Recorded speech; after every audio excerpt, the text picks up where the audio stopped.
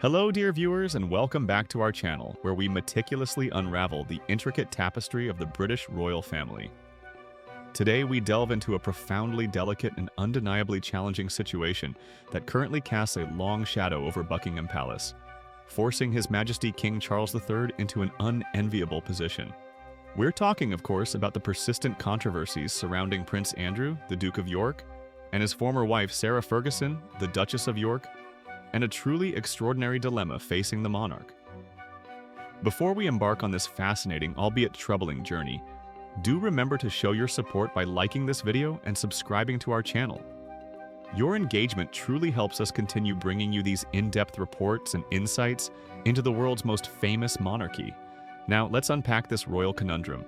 For quite some time now, the very mention of Prince Andrew's name has regrettably been synonymous with scandal and negative headlines.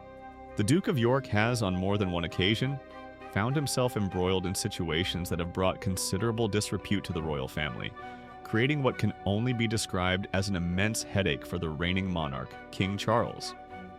The public perception of Andrew, once a celebrated naval officer and a working royal, has plummeted dramatically, a stark decline that has left an indelible mark on the institution he once served. His association with the disgraced financier and convicted sex offender, Jeffrey Epstein, has been a particularly devastating blow. This connection, which first came to widespread public attention years ago, triggered a cascade of events that ultimately led to Prince Andrew being stripped of his honorary military titles and royal patronages by his late mother, Queen Elizabeth II, in January 2022. He was also effectively removed from public life, with Buckingham Palace stating that he would no longer use the style of His Royal Highness in any official capacity. The civil lawsuit brought against him in the United States by Virginia Giuffre, alleging sexual assault, further intensified the scrutiny and public outrage. While Prince Andrew vehemently denied the allegations, an out-of-court settlement was ultimately reached, a development that, for many, did little to quell the public's disquiet or restore confidence. The sheer weight of this controversy has been immense, impacting not just Andrew personally, but the very fabric of the monarchy's image. Beyond the Epstein affair, there have also been whispers and reports of other entanglements that have contributed to the Duke of York's tarnished reputation, including vague mentions in the past of a so-called Chinese spy scandal. While details surrounding that particular episode have remained less prominent in the public consciousness compared to the Epstein saga, it nevertheless contributed to a broader narrative of Andrew's tendency to attract negative attention, consistently placing him in situations that were far from beneficial for the royal family's standing. These accumulated controversies have, without question, created a deep-seated embarrassment that has been felt throughout the royal household and by the British public at large. And it's not just Prince Andrew who has been under the spotlight. His former wife, Sarah Ferguson, the Duchess of York, affectionately known as Fergie, has also at times found herself caught in the crosscurrents of controversy. Despite their divorce in 1996, Andrew and Sarah have maintained an unusually close relationship, often residing together at Royal Lodge on the Windsor estate and frequently appearing at family events. This enduring bond, while perhaps a testament to their personal connection, has meant that Sarah often remains intertwined with Andrew's public image, for better or worse. Most recently, however, it was the Duchess of York herself who became the focal point of a significant and damaging public backlash. The catalyst for this latest storm was the leakage of an email to the media, an email that contained a truly astonishing and deeply troubling revelation. In this correspondence, Sarah Ferguson reportedly referred to the convicted sex offender, Jeffrey Epstein, as her supreme friend. The words, once public, sent shockwaves through the media and among the general populace. Supreme friend. Two words that, when read in the context of Epstein's horrific crimes, struck many as profoundly insensitive, utterly tone-deaf, and entirely inappropriate. The fallout from this leaked email was swift and severe. The public reaction was one of condemnation and disbelief. How could anyone, let alone a figure closely associated with the royal family, describe such a notorious individual in such glowing terms? The media naturally seized upon the story, amplifying the public's outrage. This incident placed Sarah Ferguson in an incredibly difficult position, further eroding public trust and goodwill towards her. The repercussions were not merely reputational. Soon after this revelation surfaced, a series of charitable organizations, with whom the Duchess of York had been associated, began to distance themselves.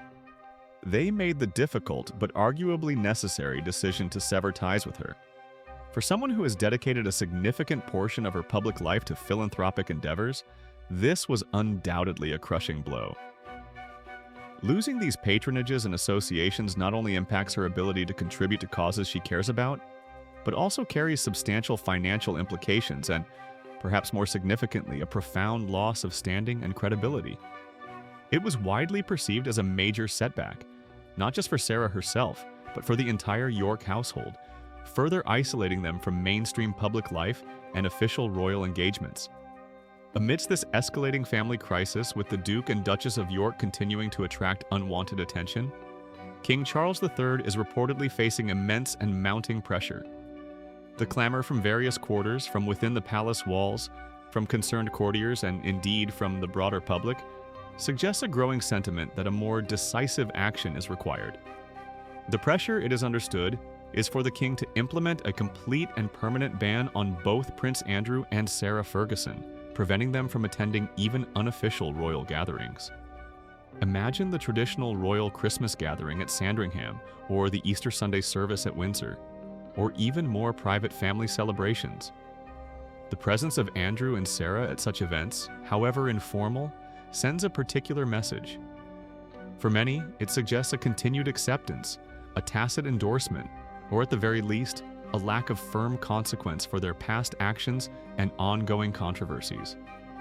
In an era where King Charles is reportedly keen to foster a slimmed-down monarchy, one that is seen as modern, efficient, and above reproach, the persistent issues surrounding the Yorks present a significant challenge to this vision. Their continued visibility, even in a peripheral capacity, risks undermining the king's efforts to project an image of stability and integrity.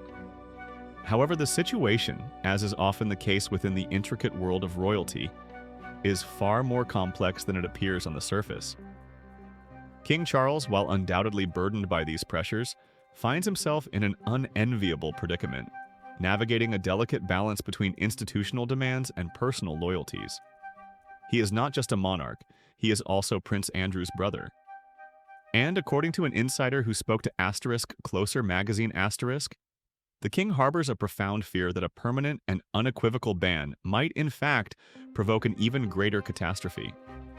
The monarch's primary concern, as articulated by this insider, is the very real possibility that such a definitive exclusion could push Prince Andrew to write a tell-all memoir. The prospect of a royal family member penning an exposé of their life within the gilded cage of the monarchy is, for obvious reasons, a nightmare scenario for Buckingham Palace. Such a book could potentially reveal intimate family secrets, private conversations, and candid observations that could be far more damaging and distracting to the royal family than the current ongoing controversies.